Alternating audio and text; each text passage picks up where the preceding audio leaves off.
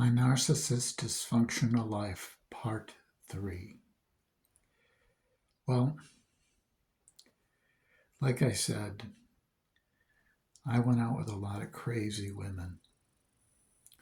The last one lied, told everyone she was dying of cancer. She wasn't. She just wanted sympathy. She just wanted to be able to use the guys, get sympathy from the women. Total piece of shit. She was a little older. Um, had come back to Chicago. I met her at a party that her sister had thrown. Well, when I found out what really happened, what the truth was, that was the end of it. Never saw her again, and I was glad. I started going to the clubs, actually cruising the clubs, one night pickups. Um, I was riding a motorcycle, plus I had a car. I remember the motorcycle was a chick magnet. I remember going to O'Banion's one night and going out on the bike just to start it and, take it for a little run. I needed to get some gas before I drove home because I was pretty much on empty. Didn't want to have to use the reserve tank. And some girl heard me start the bike. She thought I was someone else. She was really fucked up. She's like, wow, you said we could go for a ride. I said, sure. Took her to the gas station, filled up the tank, said, I'm going to head back to the bar, but you want to party first? She said, sure. So I knew this spot where I could park the bike and go up these back stairs near Clark and Erie. And we could party on the roof of this place. Well, we smoked a little, wound up having sex. She invited me back to her place, but I never went. I'd already had sex with her, and she kept calling me this other guy's name. And, I figured, what the hell? Dropped her back off at the bar. She said she was going to, go home, drive home. She goes, where I live in South Chicago. And I'm like, yeah. She never told me her address, even if I wanted to go home with her. Well, I went and drove home. That was it for the night. Just another dysfunctional evening. I remember another time I had the GTO out. I was over at Lucky Number. And I remember there was this bouncer there that asked me, can you take this girl home? It's getting near the end of the night closing, and she was really fucked up. I remember parking the car, and she was just like so fucked up. I had to help her walk to her house. Before she got there, she said she had to lean against the side of the building. She leaned against there for a little bit, and I wound up practically having to carry her the rest of the way. I remember she said, well, wait a minute. She went into the John. I guess she threw up a little bit, did a little mouthwash. I was getting ready to leave. Next thing I know, I turn around. She's buck naked. And well, I didn't have to be asked twice. It was like a studio with a separate washroom. You know, we had sex once and finished. And then she said, "Oh shit, I forgot to put my diaphragm in." She went back in the washroom, put it back in, and we went at it once again.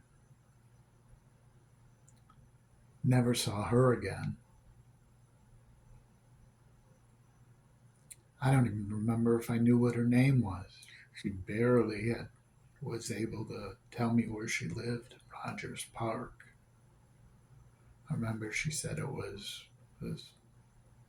you know, on Pratt, this, like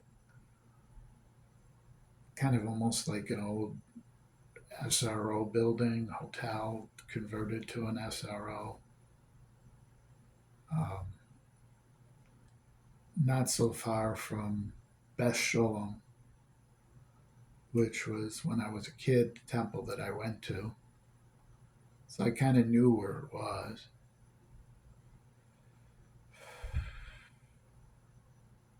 Just another crazy, useless night. I had been burnt after I was, you know, felt sorry for the one woman. And after a few flings like this, I began to, I guess, feel better about things.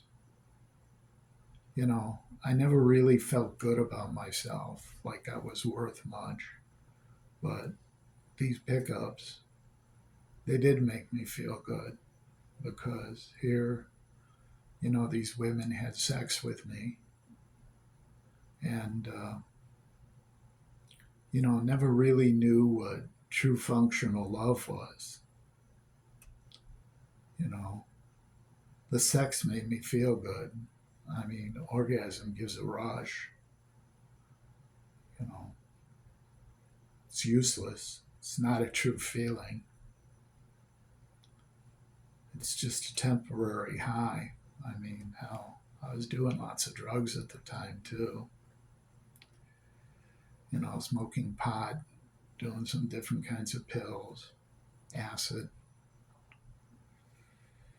um, little coke here and there.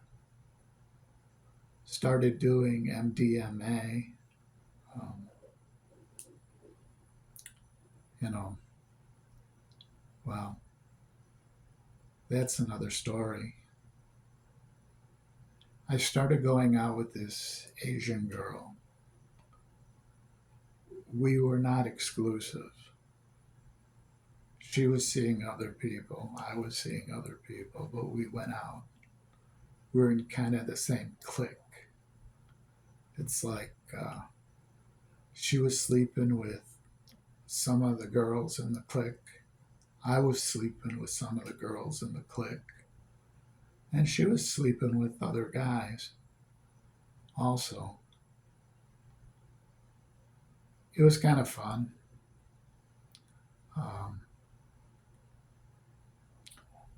she, well, maybe I got a little ahead of myself.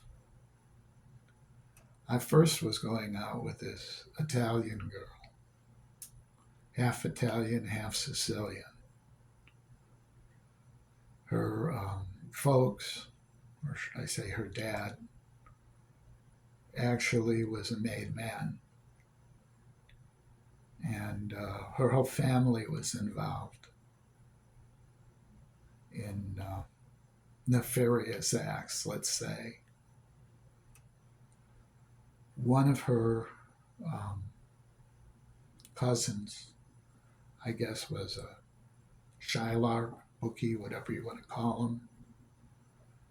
And one of the guys owed him some money, a lot of money from gambling debts. He worked for Eli Lilly. And to get out of gambling debts, he got this idea of cooking up some MDMA, ecstasy. Well, the shit was real pure. And I remember it made me the hit of O'Banion's. Everybody loved it. That's how I actually got introduced to the Asian girl. Well,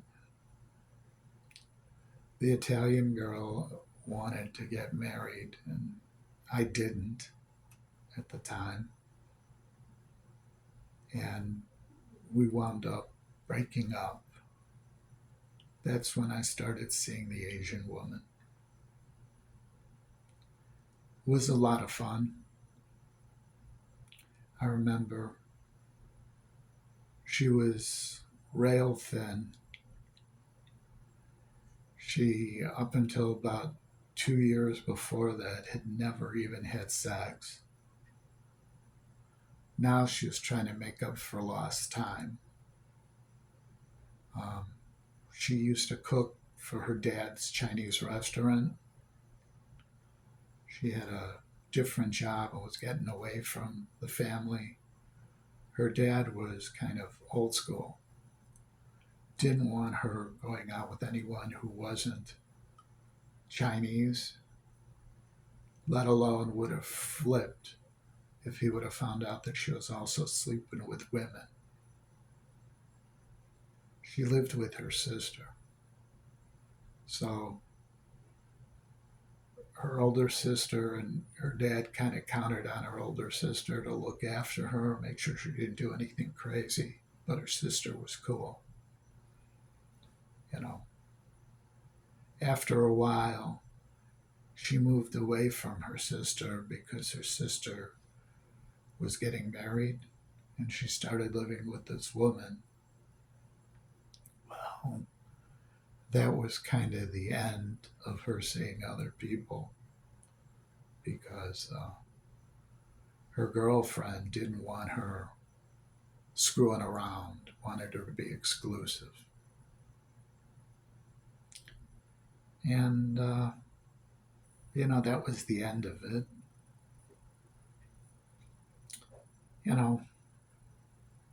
Went back to the clubs, messed around a little more. Always dysfunctional women, just as dysfunctional as me. It's like functional people tend to get functional people. People that are fucked up very rarely get anyone who isn't.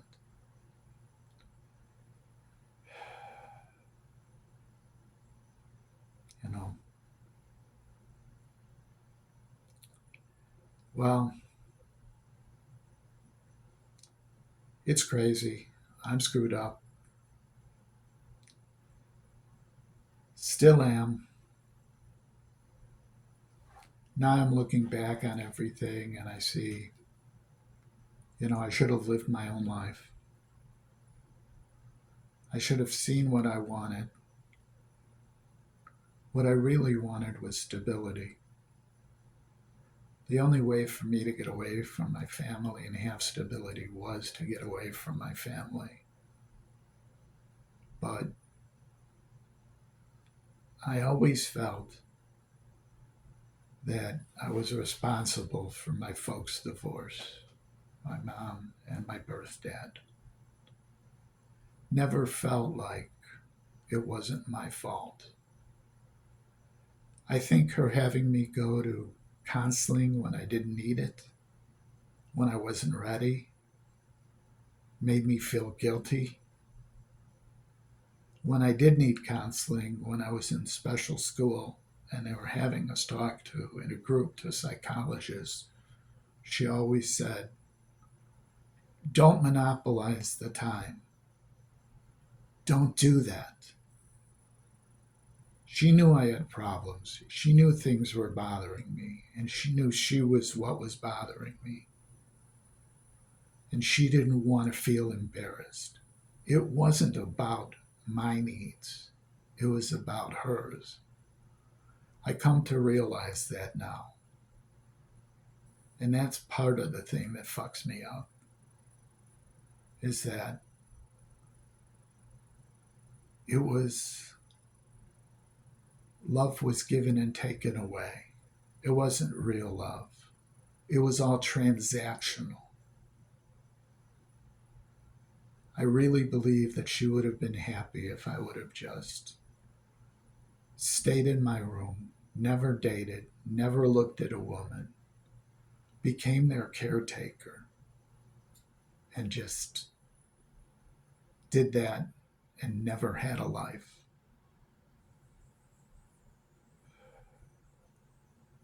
It's sad to say,